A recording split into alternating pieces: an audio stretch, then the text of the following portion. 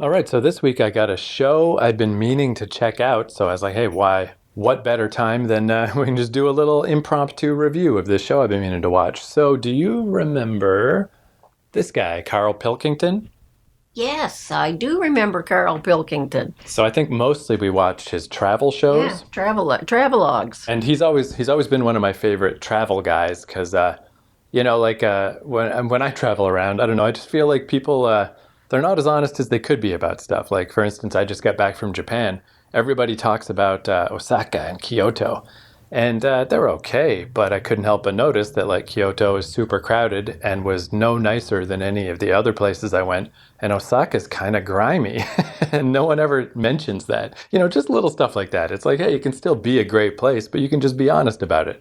And Carl is like the kingpin of that stuff because he doesn't want to travel anyway. He kind of goes under protest, so he's willing to tell you that if you go to the Great Wall of China, don't eat before you go because if there is a washroom, you'll never get in. Or if you go to the pyramids, don't be shocked that there's a Pizza Hut right next to it that they just never show in the pictures, and there might be a dirty nappy floating around. Like he's the guy that mentions those things.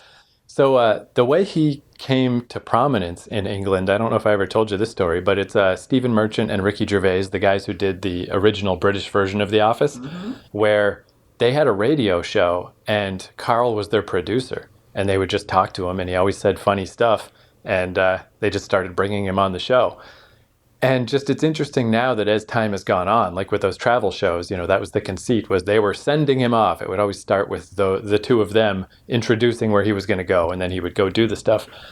But in his own right, he's definitely they treat him like a simpleton. That's the joke, but he's not. He's a real clever guy. And I read his travel books that he wrote, and yeah, they're really funny and really well written.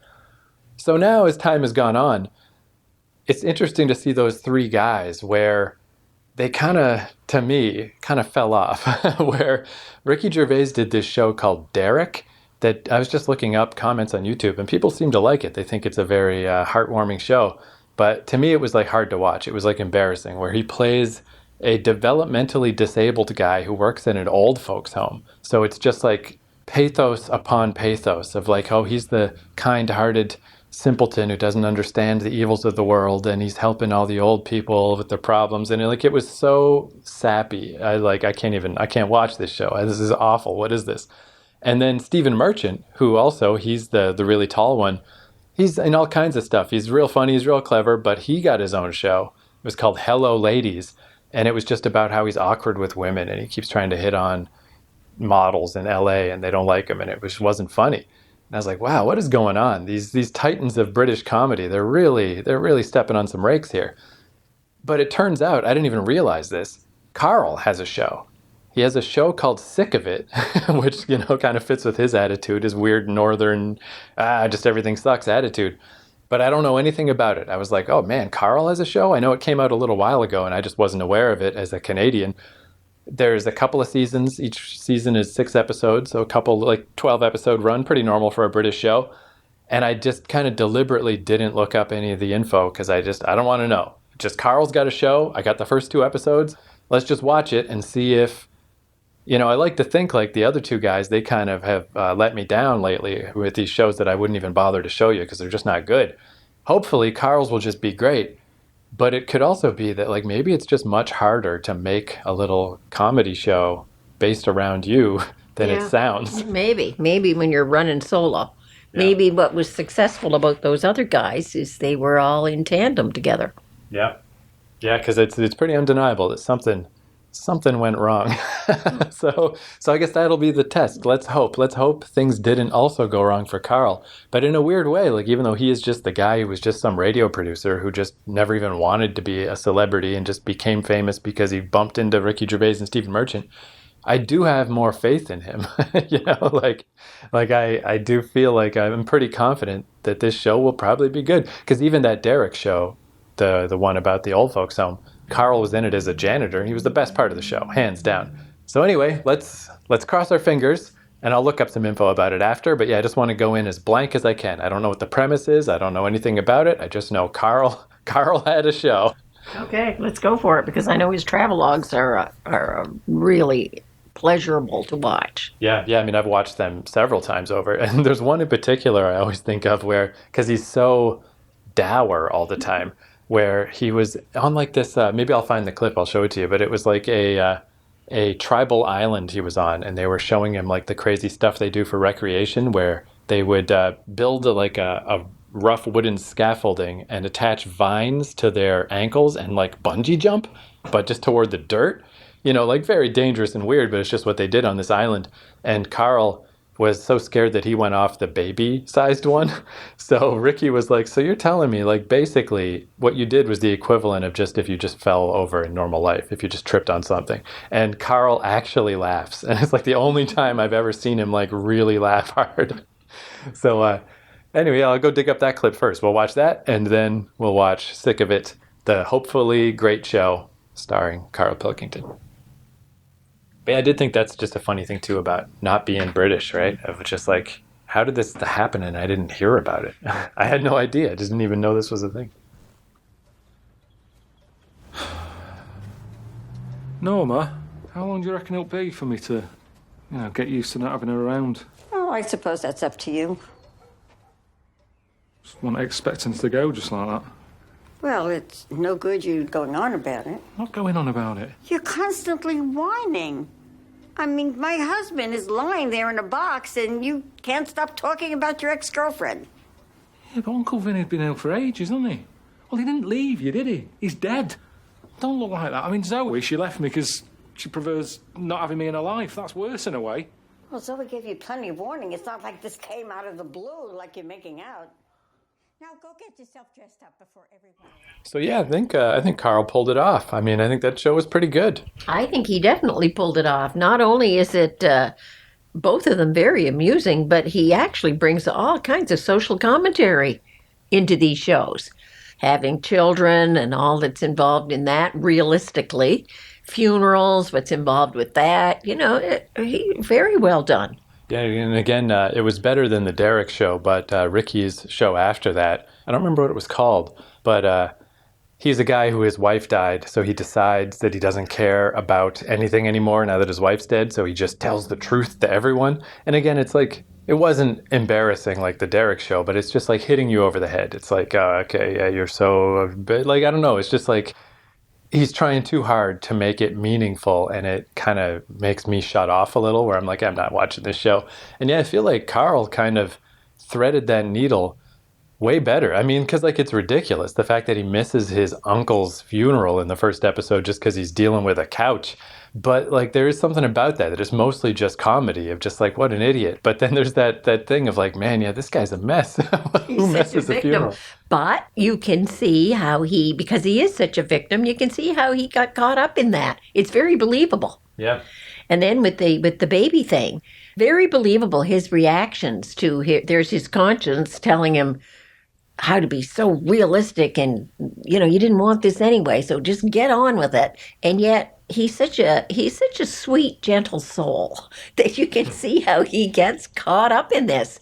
And then at the very end, although he didn't want children, he's really he starts emoting with that little robot baby. And he feels kind of bad about the fact that he isn't going to have any children. It's kind of sad. A little bit of black humor there.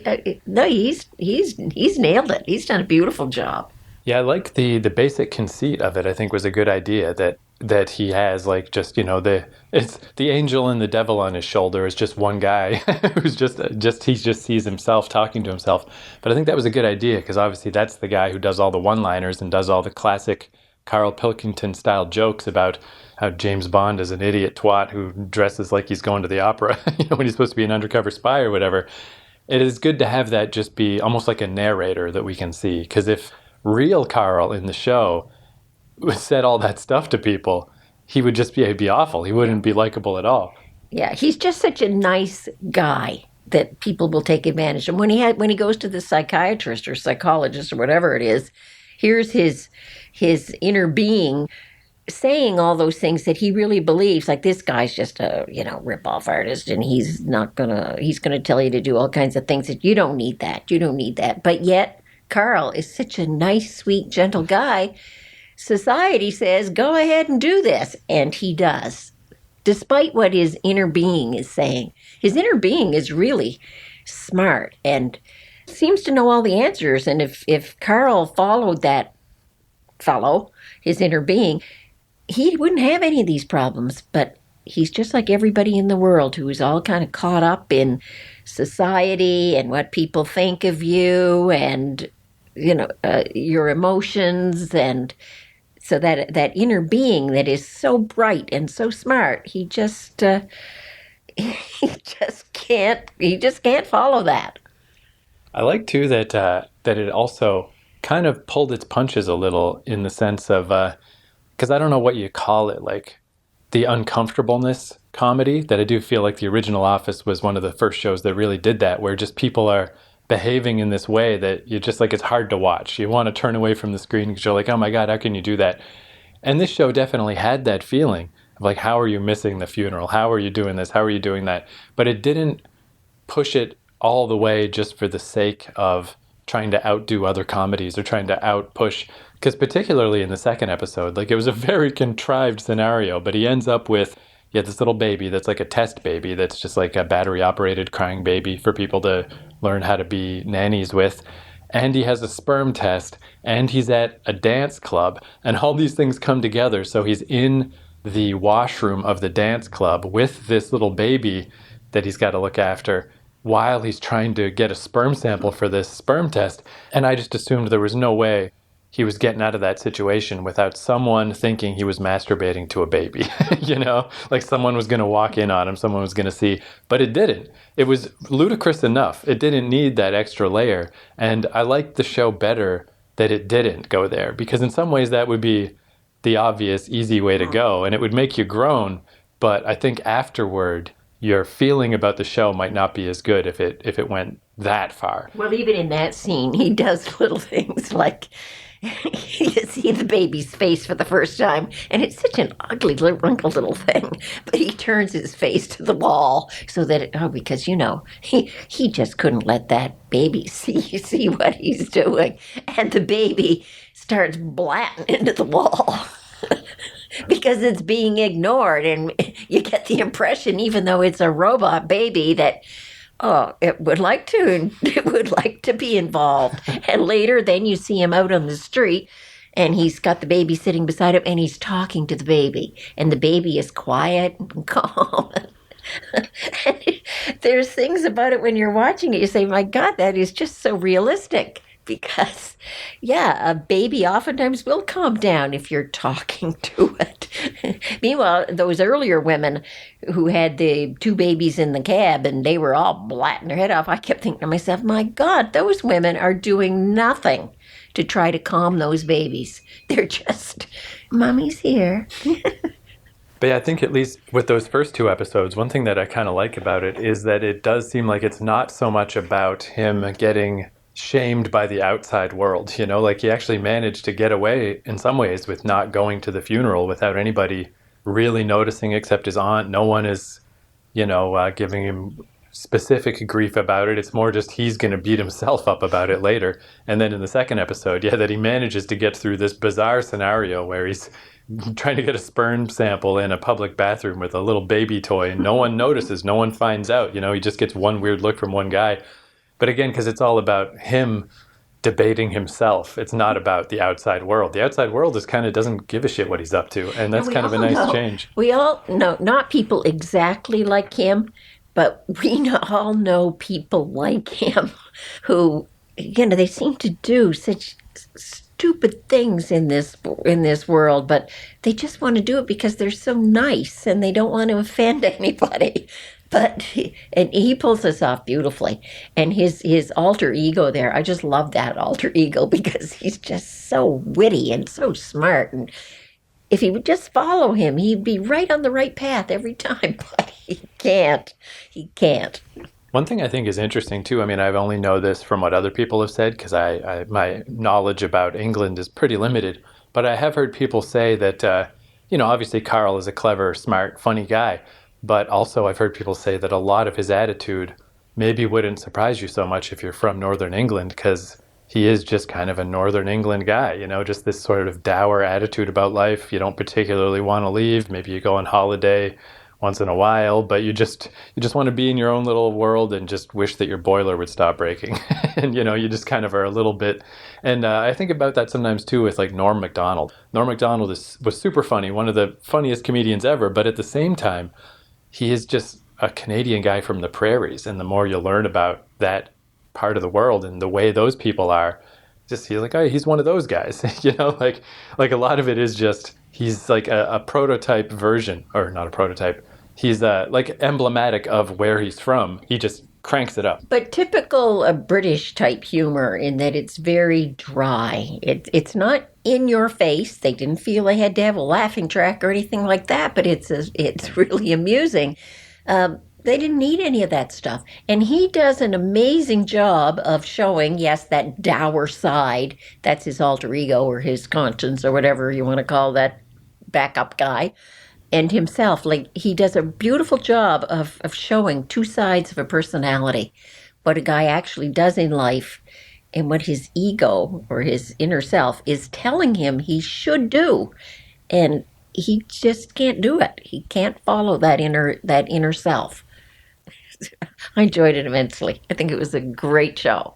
So I did do a little bit of quick research while we were watching. So yeah, it turns out this show, it was 2018 that this came out, and it does kind of make sense how it happened, where it seems so just out of nowhere, like Carl has a show. But it was the company, the TV channel Sky One in England. I think it's a pay channel, but they're the ones who did all of his travel shows.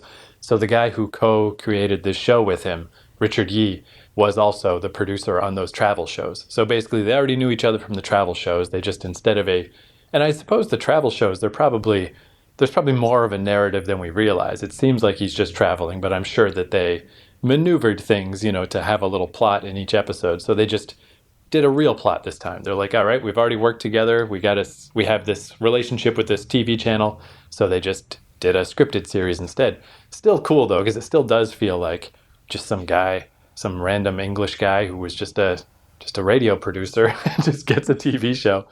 But yeah, and again, I mean, I guess we don't necessarily need to compare those three guys, but it does seem funny that they're the two, Stephen Merchant and Ricky Gervais were the two big award winners, mega famous. I mean, The Office is one of the all-time most famous sitcoms of all time. And they are obviously talented and really good at stuff. But it's just funny that, yeah, they meet this guy, Carl. They played it up a lot, but the shtick was always, we're the smart ones who went to university, and you're the idiot who just always says these dumb things. And then as time goes on, like, yeah, Carl just keeps hitting it out of the park, and who's the idiot now? Carl aced it. He really aced it. I give this one a great big thumbs up.